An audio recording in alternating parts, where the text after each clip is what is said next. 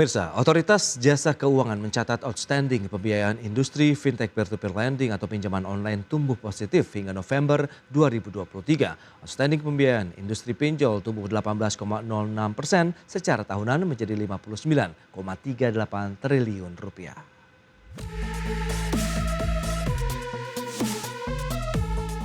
Otoritas Jasa Keuangan mencatat outstanding pembiayaan industri finansial teknologi atau P2P lending atau dikenal sebagai pinjaman online di sepanjang bulan Januari hingga November 2023 mengalami pertumbuhan positif.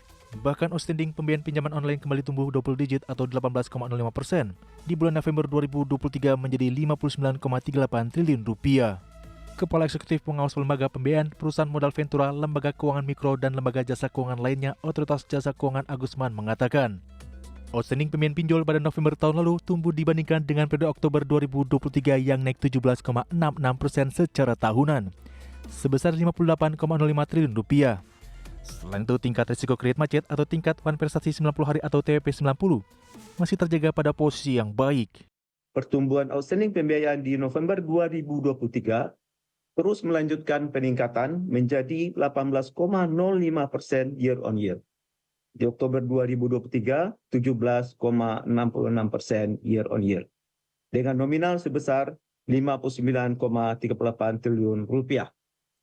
Tingkat risiko kredit macet secara agregat atau yang kita kenal dengan TWP 90 dalam kondisi terjaga di posisi 2,81%. Di Oktober 2023, 2,89%.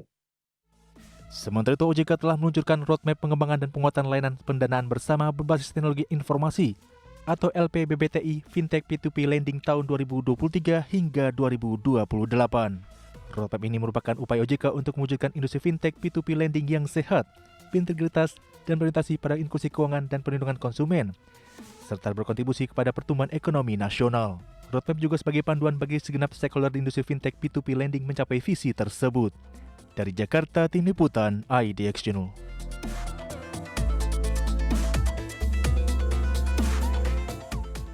Baik, pemirsa, berikut ini kami sampaikan sejumlah data untuk Anda terkait dengan nilai outstanding pembiayaan peer-to-peer lending di tahun 2023, tetapnya kita bandingkan di bulan Oktober 2023 dan November 2023. Baik, kita lihat masing-masing mengalami kenaikan double digit.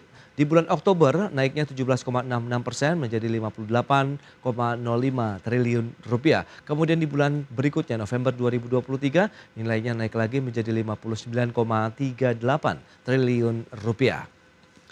Dan selanjutnya kita lihat dari sisi tingkat One Prestasi 90 hari Fintech Peer-to-Peer Lending. Ini juga data per November 2023. Angkanya kita lihat membaik di Oktober 2,89%, sementara di bulan November 2023 menjadi 2,81%. Selanjutnya kita lihat dari sisi pilar pengembangan dan penguatan fintech peer-to-peer lending 2023 sampai dengan 2028. Itu apa saja? Ini dia. Ada pilar tata kelola dan kelembagaan, kemudian perlindungan konsumen. Selanjutnya pengembangan elemen ekosistem dan juga pilar pengaturan, pengawasan, dan perizinan. Ini akan dilakukan oleh Otoritas Jasa Keuangan dalam pengembangan dan penguatan dari fintech peer-to-peer lending dengan rentang waktu 2023 sampai dengan 2028 mendatang. Selanjutnya akan juga dibentuk task force dari roadmap pengembangan dan penguatan LPBBTI Fintech Peer-to-Peer Lending tahun 2023 sampai dengan 2008 yang berfungsi untuk menjalankan monitoring dan evaluasi pelaksanaan roadmap sehingga target dan program kerja yang telah disusun terpantau dengan baik.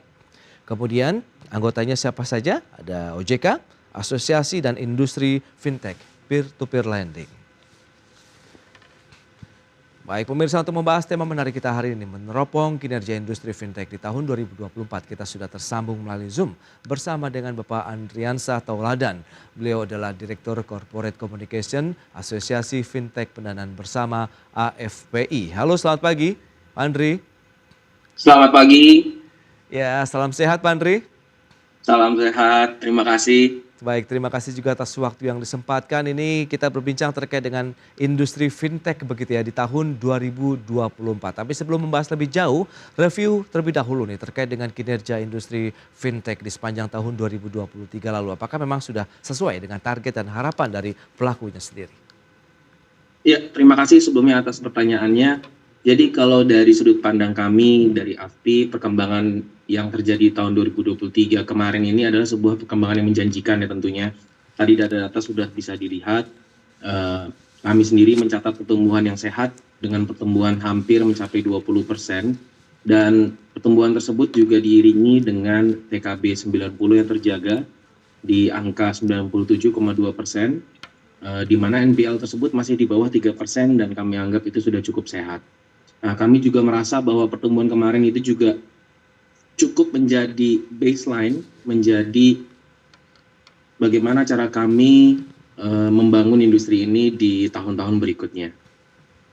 Ya, tadi juga sudah disampaikan OJK mencatat outstanding dari pembiayaan fintech peer-to-peer lending ini tumbuhnya 18,06% secara tahunan begitu ya, menjadi 59,38 triliun per November 2023. Nah, ini bicara mengenai target outstanding dana ataupun pembiayaan yang disalurkan yang sudah berada di masyarakat begitu, apakah sudah sesuai target?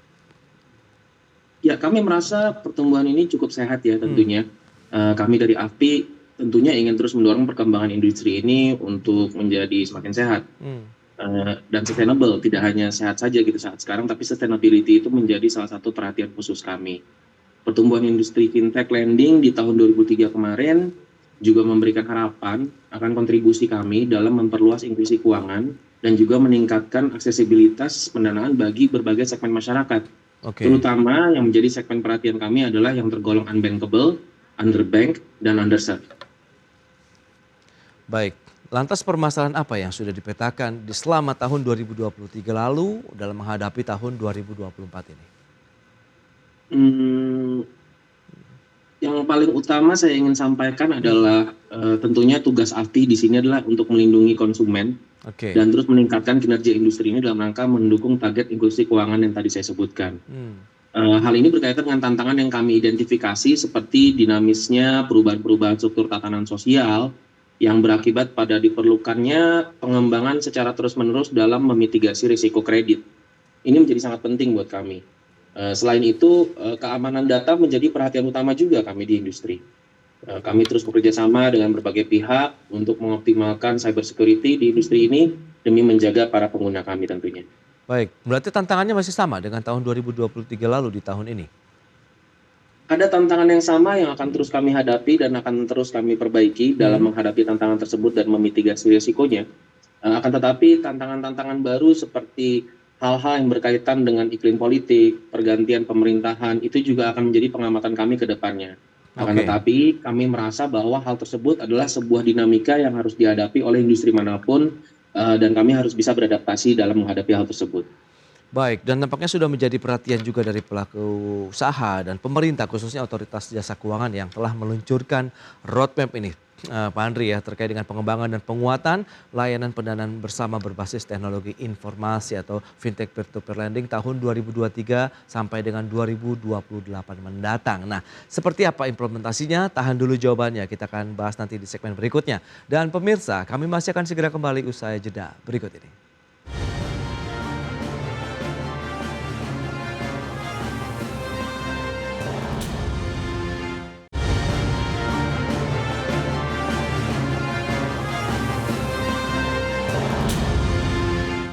Baik pemirsa, semakin menarik kita berbincang terkait dengan kondisi dan juga proyeksi dari industri fintech peer-to-peer lending di tahun 2024 bersama dengan Bapak Andriansyah Tauladan.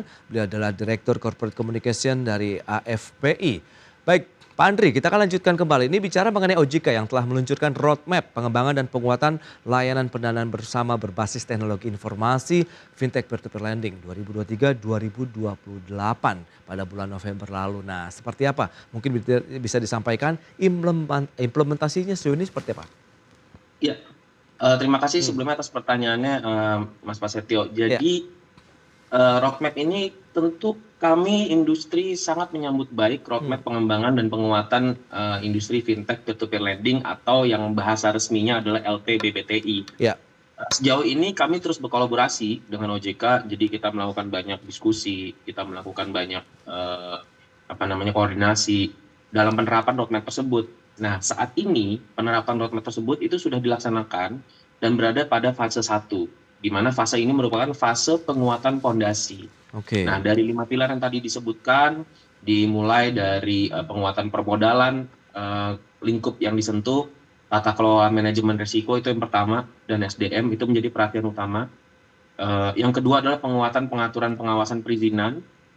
Yang ketiga adalah penguatan perlindungan konsumen, di mana peraturan-peraturan mengenai mekanisme penagihan, larangan iklan menyesatkan, pemberantasan fintech-fintech ilegal, itu menjadi fokus utama di lingkup yang nomor 3 ini.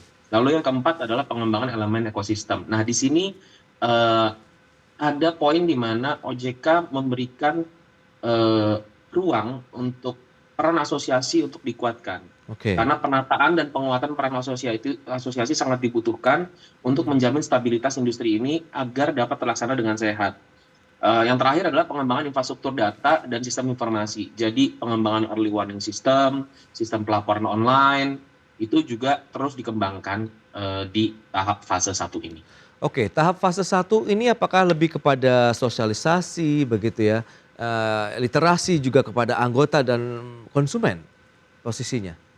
Saya rasa lebih dari itu. Jadi di latar belakang apa yang dilakukan selain dengan literasi melalui event-event literasi, melalui event-event kunjungan-kunjungan ke daerah-daerah, dan juga campaign-campaign informasi dan layanan masyarakat.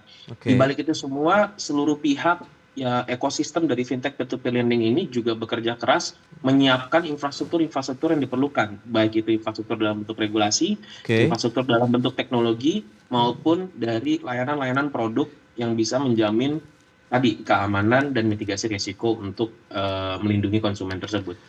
Ya, berdasarkan 4 pilar tadi yang sudah Anda sampaikan, sebenarnya sudah ready belum sih kondisi tadi? Berarti kan sarana prasarana untuk mendukung industri fintech peer-to-peer lending sebenarnya tinggal melaju saja nih dengan adanya roadmap ini. Ya, menurut saya kami tidak ingin gegabah dalam hal baik kita melaju untuk menggapai masa depan gitu ya. Sepertinya mindset yang ada di teman-teman di industri maupun regulator tidak seperti itu. Tapi kita tentu ingin terus bertumbuh dan kita tentu ingin memiliki mentalitas yang apa yang kita sudah lewatkan itu apalagi yang bisa kita perbaiki, apalagi yang bisa kita inovasikan. Karena menurut kami gitu ya, inovasi dalam hal meningkatkan infrastruktur maupun metodologi dalam memitigasi resiko dan melindungi data tadi itu sangat penting. Jadi kalau bisa dibilang sudah ada belum sih? Sudah ada. Sudah disiapkan dari infancy of this industry gitu ya. Akan tetapi apakah itu memuaskan buat kami? Menurut kami tidak akan kenal kata puas gitu ya. Sampai dengan kita benar-benar terus mengembangkan dan mengoptimalisasikan seluruh infrastruktur yang ada. Dan kita tahu juga roadmap ini mengamanatkan dibentuknya task force begitu ya. Ini juga menarik kalau kita lihat begitu. Anggotanya ada OJK, asosiasi dan pelaku industrinya sendiri. Bagaimana tanggapan dari AFPI? Apakah ini menjadi bentuk kolaborasi? Jadi semua pihak yang terlibat saling menjaga industri ini? Iya, ini salah satu hal yang sangat kami apresiasi dari OJK. Karena OJK begitu terbukanya dalam dan begitu memfasilitasinya dalam iklim kolaborasi ini. Jadi menurut kami ini adalah suatu hal yang bisa terus kita tingkatkan dan terus terang ini bukan hal pertama yang terjadi sebenarnya, Mas Prasetyo. Tapi ini menjadi sesuatu yang ditekankan lagi oleh OJK bahwa memang elemen-elemen industri yang melakukan industri ini itu memang diajak semuanya dalam rangka meningkatkan industri ini performance-nya, tingkat kesehatannya, sustainability-nya, dan juga tingkat layanan untuk masyarakatnya. Jadi bagi kami ini sebuah hal yang kami sangat apresiasi sekali dan kami sambut baik. Oke, itu dia dengan kehadiran roadmap pengembangan dan penguatan LPBBTI Fintech Peer-to-Peer Lending 2023-2028. Nah, OJK ini juga menerbitkan surat edaran OJK nomor 19 tahun 2023 tentang penyelenggaraan fintech lending yang mengatur mengenai manfaat ekonomi atau tingkat bunga yang ditunggu oleh masyarakat luas. Nah, apakah Anda melihat ini lagi-lagi bisa menjadi booster kah bagi industri fintech juga di tahun ini? Ya, kami melihat bahwa SEOJK ini adalah bentuk komitmen OJK dalam keberpihakannya pada masyarakat. Oke. OJK melihat dan melakukan analisa-analisa yang selama ini tentunya berkomunikasi baik dengan industri dan asosiasi, dan mereka mengeluarkan SEOJK nomor 19 tahun 2023 tersebut. Nah, OJK sendiri dengan terbukanya gitu berkomunikasi terus dengan kami bahwa mereka bilang ini bukanlah dokumen yang set in stone. Mereka mengundang kepada asosiasi dan industri untuk terus melakukan research, terus melakukan pengumpulan data untuk terus berkoordinasi dalam penerapannya untuk mengatur tingkat bunga atau manfaat ekonomi ini sendiri. Oke. So, jadi menurut kami yang paling utama adalah kami sangat mengapresiasi OJK bahwa akhirnya bunga ini sudah diatur dari OJK. Gitu. Oke, dan ini dan menjadi solusi bersama begitu, baik dari penyelenggaranya, lender dan juga borrower begitu? Ya, kami melihat bahwa ini adalah bentuk dari melengkapi infrastruktur regulasi yang sudah ada. Tentunya kalau lebih lengkap lebih baik ya. Oke. Nah, lantas bagaimana strategi inovasi begitu yang akan dilakukan oleh pelaku industri fintech juga nih dalam meningkatkan kinerja di tahun 2024 ini? Ya, tentunya dengan adanya banyak perubahan dan akan ada perubahan setelah nanti pemilihan umum yang akan kita laksanakan bersama, tentu banyak sekali hal yang perlu kami antisipasi baik dari sisi asosiasi, industri maupun para player, dan tentunya juga dari sisi regulasi ya. Nah, beberapa hal sudah kita koordinasikan bersama, terutama dari pengembangan teknologi untuk memitigasi risiko, terutama risiko kredit. Yeah. Nah, ini kami sudah mulai melakukan tahapan-tahapan pembaharuan yang cukup signifikan dimulai dari akhir tahun kemarin. Itu yang pertama yang kita lakukan. Yang kedua yang kami lakukan adalah koordinasi dengan OJK dalam rangka mengemban amanah dari roadmap yang sudah dikeluarkan oleh OJK, itu akan kita lakukan semakin intens. Dan itu pun disambut baik oleh OJK dan kita sudah mulai melakukan banyak koordinasi secara official antara asosiasi dengan OJK, bagaimana caranya mengoptimalkan perubahan-perubahan yang terjadi ini ke depannya agar tidak ada yang namanya societal shock. Societal shock itu baik dari masyarakat maupun dari pelaku industri. Oh, berarti dinamis ya pergerakannya, baik dari sisi kebijakan maupun juga perkembangan dari industrinya sendiri. Nah, bicara mengenai sektor usaha, ini kira-kira ada yang menjadi prioritas tidak sih untuk penyaluran dana dari industri fintech di tahun 2024? Ya, kami merasa kalau sektor usaha itu lebih ke arah segmennya yang kita perhatikan. Saat ini dan mungkin seterusnya gitu ya, amanah yang diembankan oleh kami di industri ini adalah melayani sektor masyarakat yang underbanked, underserved, dan unbankable. Jadi kita akan terus berada dalam posisi itu. Nah, tentunya itu sangat berkaitan dengan teman-teman di UMKM yang memang masih belum mendapatkan akses keuangan perbankan dan lembaga jasa keuangan konvensional lainnya. Jadi kami berharap kami bisa juga menjadi gateway antara lembaga jasa keuangan yang konvensional dan yang belum gitu. Oke, nah permasalahan beberapa tahun terakhir terkait dengan industri ini adalah pinjol ilegal. Nah, ini kan pemberantasan juga terus dilakukan oleh OJK. Dari FPI sendiri bagaimana? Apakah sudah cukup signifikan begitu ya pemberantasan yang sudah dilakukan sehingga memberikan satu tingkat kenyamanan lagi nih bagi konsumen ataupun masyarakat? Ya, dalam hal ini mungkin tidak hanya saya ingin menyebutkan apresiasinya tidak hanya untuk asosiasi dan OJK, tapi sebenarnya ada namanya Satgas Pasti ya. Nah, mereka itu luar biasa pekerjaannya, sudah ribuan yang di close down fintech ilegal tersebut. Oke. Bahkan kerjasama yang mereka lakukan itu tidak hanya dengan institusi pemerintahan nasional, tapi juga dengan perusahaan-perusahaan multinasional di dunia digital seperti Google dan Meta. Oke. Nah, itu terus dilakukan dan kami terus memberikan informasi dua arah ke Satgas tersebut, di mana di dalamnya tentunya dikepalai oleh OJK ya, untuk benar-benar memberantas fintech ilegal ini. Karena ini sangat meresahkan dan ini trennya itu ke depannya tidak akan menurun gitu ya. Makanya kita juga harus memperkuat dari pemberantasan ini.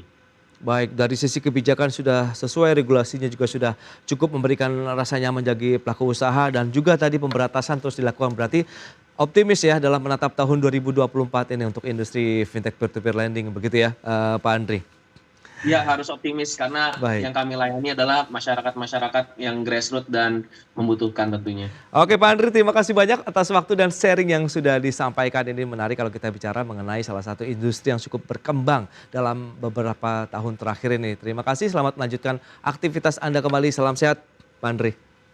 Terima kasih kembali Ya. Mas Setio.